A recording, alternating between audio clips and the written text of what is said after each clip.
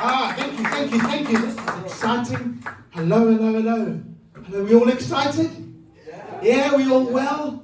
We all well?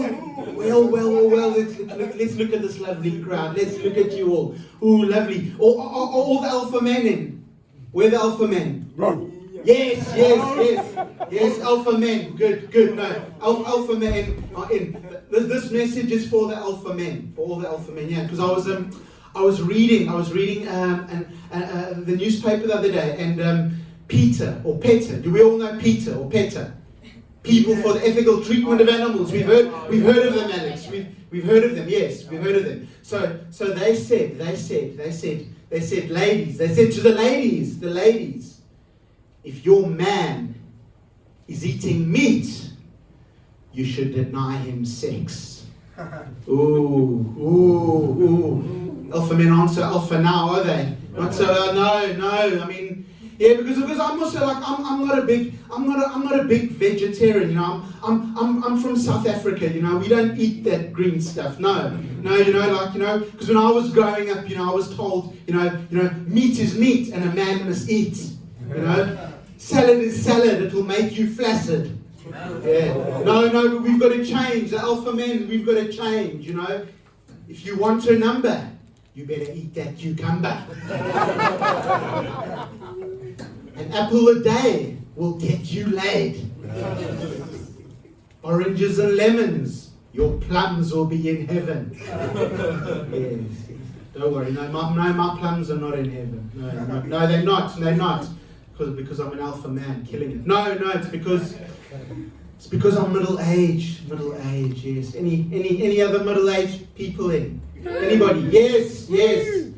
Owning the middle age. Because normally people, you know, get very middle-aged anonymous, you know, like hide in the corner, go to a meeting, you know, because they don't let us middle-aged people out at night often, you know. Yeah. No, I did jump over the barrier at West Croydon, you know, they don't let us through.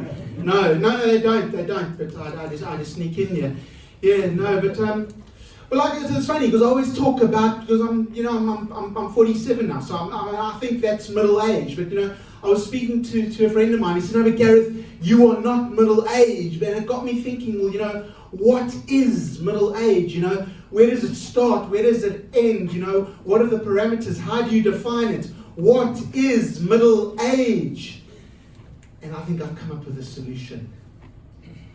If you know what VHS is, you are middle aged. Yes, you are. Own it. Yes, you are. Yeah. No, but seriously, no, seriously. Like nobody under 20. Nobody under 20 knows what VHS is. I'll give you an example. So a few months ago, it was about six months ago in the summer. I go visit a mate of mine. You know, we're sitting in his back garden having a barbecue, having a few beers, and then we start reminiscing and talking about all the old movies we used to watch on VHS in the 1980s and the 1990s. And then his children, his kids, they overheard us and they said, oh, what's VHS? What's VHS? Is that the new strain of COVID? They didn't know. Yeah, but I've been told, like, you know, because of this, you know, because this friend of mine said to me, you know, but Gareth, you know, don't worry about getting old. Don't worry about getting old. Because Gareth, like a fine wine, you get better with time. Yeah. Also get drunk. Very drunk, yes. But you know how I know that I'm really middle-aged? You know, I know that I'm really middle-aged is because I'm too old. I'm too old. I'm too old to be a toy boy. No, I'm too old. I'm too old. As I said, 47. It's too old. It's too old. Like Alex, how old are you? 30. No, okay, that's also a bit old. No, I thought maybe you look younger. You look about 25. You look 25.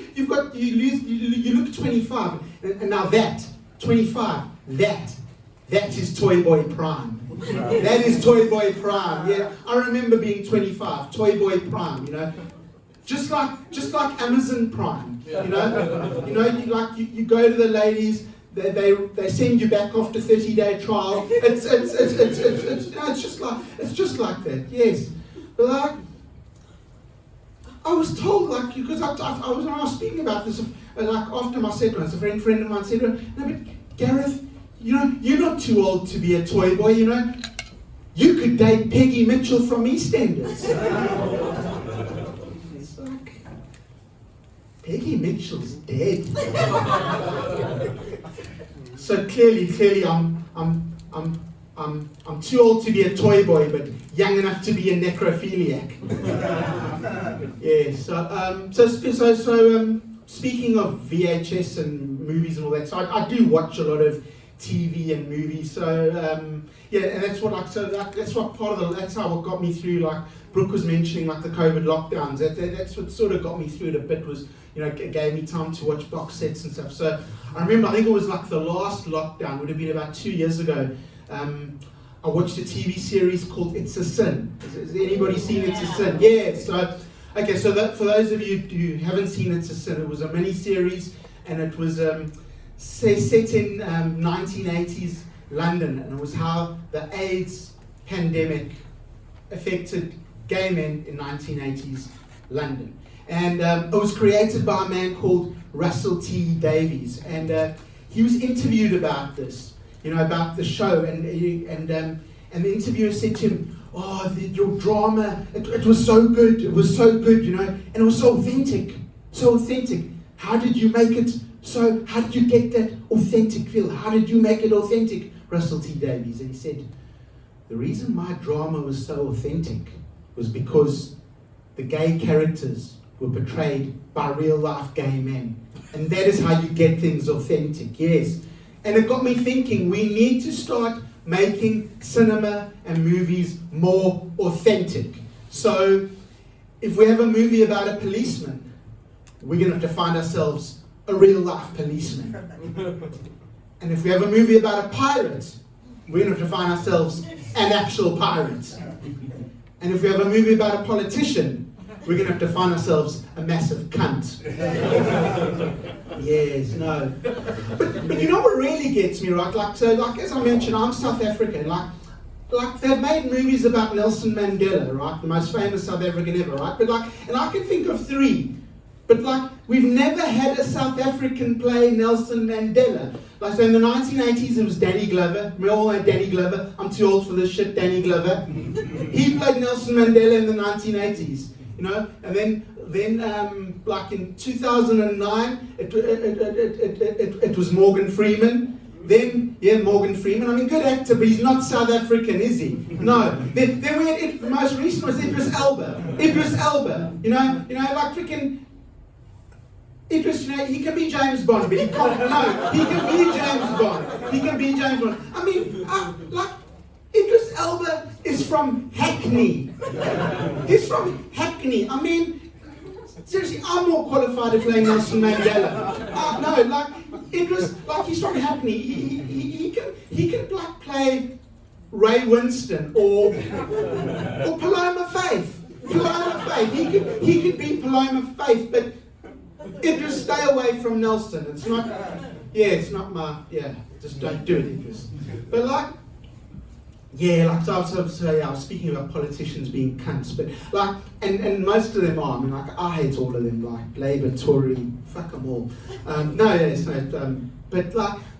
But what I like about here in Britain, with what you do with your politicians, there's a nice diplomatic process of getting rid of them. It's very diplomatic. Like in South Africa, we just shoot them.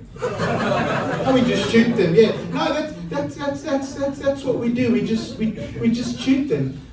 Because I was a year ago, we got rid of our last president, and there were riots and things because he had his supporters. His supporters weren't happy, so the whole country went into riots. And so I was watching these riots on TV from afar because I'm not getting involved in that shit on Sky News, and the rioters were approaching a shopping mall, and then there was a barricade, right? The police had a barricade with their shields and their cars and their guns, and then the rioters were approaching and they were throwing bricks and yeah, but then there was this one guy, I think he was like the alpha male of the group. He stepped out in front and he threw a Molotov cocktail. Yeah.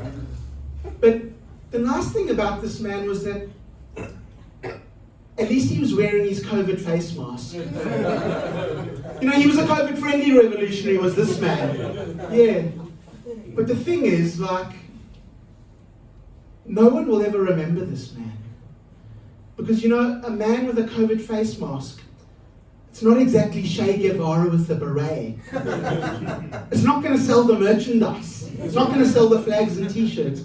And it just got me thinking, you know, when there was the Cuban Revolution with Che Guevara and Fidel Castro marching on Havana, if there had been COVID around then, back then, would Che Guevara have worn a face mask? Yeah, I mean, would Osama bin Laden have worn a face mask? Yeah, these are the questions that keep me awake at night. And guys, that's my time. Thank you. Back to Brooke. Yeah.